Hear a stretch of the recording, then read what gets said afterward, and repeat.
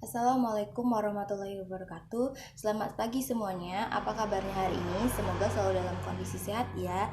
Nah, ketemu lagi di pembelajaran sosiologi. Pada pertemuan sebelumnya, kita sudah sempat membahas tentang nilai sosial. Apa itu nilai sosial? Jadi pada intinya nilai sosial itu adalah sesuatu yang dipandang baik atau buruk di masyarakat. Nah, lantas hari ini kita bahas apa sih? Nah, pada pembelajaran hari ini kita akan membahas tentang norma sosial. Nah, norma sosial ini ada keterkaitan antara norma dan nilai. Untuk lebih jelasnya, kita akan bahas di pembelajaran hari ini. Pertama, pengertian dari norma sosial. Apa sih itu norma sosial? Jadi, norma sosial dan nilai sosial ini merupakan dua hal yang tidak dapat dipisahkan dan saling berkaitan. Mengapa demikian? Karena norma sosial merupakan bentuk konkret dari nilai sosial. Lantas, apa sih norma sosial? Nah, norma sosial ini seperti aturan-aturan yang ada di masyarakat yang bertujuan untuk melanggengkan nilai sosial. Bayangkan apabila tidak ada norma sosial di masyarakat, bisa-bisa nilai sosial yang sudah dianut oleh masyarakat itu luntur seperti itu. Nah, terus menurut Sujana Sukanto menyebutkan ada tiga pengertian dari norma sosial. Pertama itu adalah keteraturan sosial. Yang kedua adalah patokan perilaku yang pantas, dan yang ketiga adalah tingkah laku rata-rata yang diabstraksikan. Nah, tingkah laku rata-rata yang diabstraksikan ini menjelaskan bahwa nilai sosial ini biasanya dilakukan oleh mayoritas masyarakat seperti itu. Jadi memang nilai sosial yang dipandang baik biasanya dilakukan oleh masyarakat banyak pada saat itu kayak gitu. Dan sesuatu yang buruk atau menyimpang itu biasanya dikatakan sebagai dilakukan oleh hanya segelintir orang seperti itu. Nah, norma sosial di sini bertujuan untuk melanggengkan hal itu. Jadi melanggengkan nilai-nilai yang ada. Misalkan nih, kita dilarang untuk nilai di sosial di masyarakat, misalkan kalau cewek itu tidak boleh pulang malam. Ini kan merupakan bentuk nilai sosial. Nah, lantas bagaimana bentuk norma sosial? Misalkan adanya cemooh dari masyarakat. Nah, itu juga termasuk akibat dari norma sosial ini seperti itu.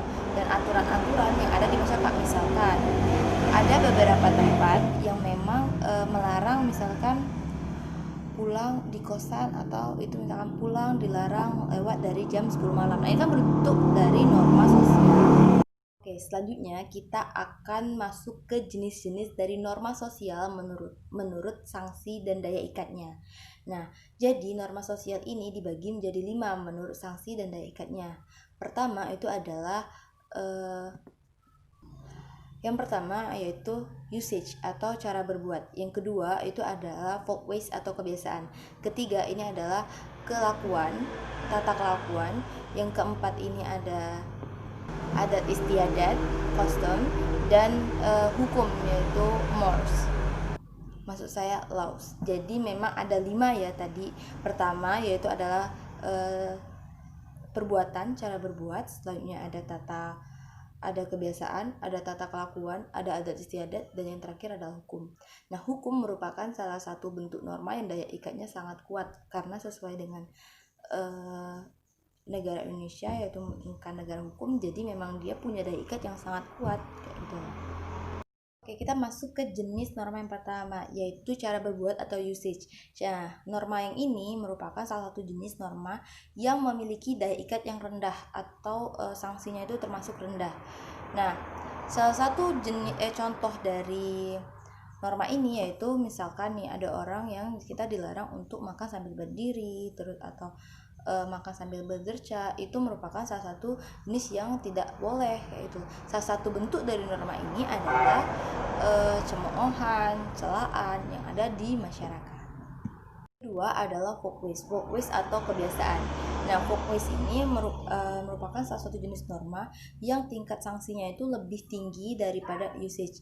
Tapi sebenarnya folkways ini merupakan sesuatu hal yang sebenarnya dilakukan secara bukan wajib. Jadi awalnya merupakan sesuatu yang tidak wajib, namun dilakukan secara terus-menerus menjadi sebuah kebiasaan dan menjadi sesuatu yang wajib, bersifat wajib. Nah, folkways, kebiasaan di satu kelompok dengan kelompok lain ini bakal berbeda. Nah, contoh dari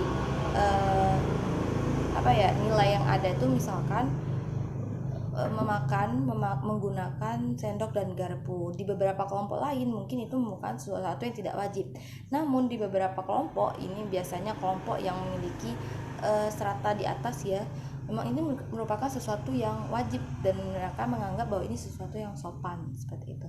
Jadi memang bentuk dari norma ini adalah gunjingan, terus itu kayak seperti bulian kayak gitu. Nah, ini merupakan bentuk dari norma ini. Yang ketiga adalah tata kelakuan atau mores. Jadi tata kelakuan ini merupakan bentuk kelanjutan dari folk ways tadi atau kebiasaan. Jadi merupakan kebiasaan yang sudah dijadikan sebagai aturan oleh masyarakat. Seperti itu.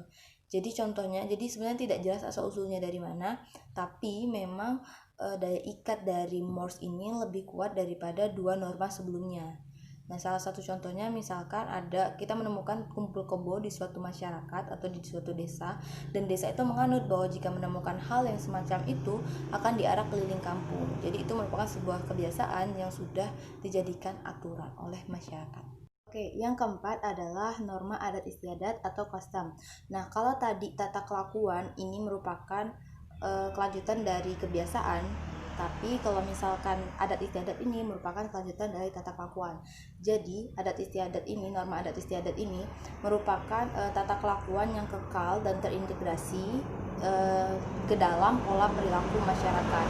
Jadi memang orang yang melanggar norma ini akan dikenakan sanksi adat. Nah, sanksi adat ini dapat berupa uang, dapat berupa hasil bumi, dapat juga dilakukan melalui upacara adat. Salah satu contohnya adalah membersihkan nama baik, pencemaran nama baik oleh si pelanggar. Oke, yang terakhir adalah norma hukum.